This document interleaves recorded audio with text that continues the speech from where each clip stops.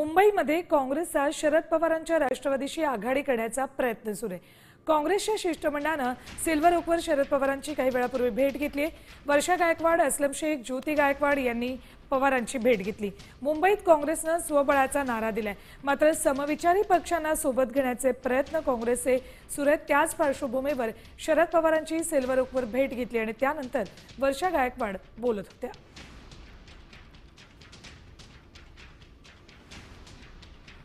पवारांच्या एनसीपी बरोबर हमेशाच जे आहे ती त्या ठिकाणी नेहमी अलायन्स राहिलेली आणि येणाऱ्या काळामध्ये पण ती अलायन्स व्हावी अशी आमची मनापासूनची इच्छा आहे।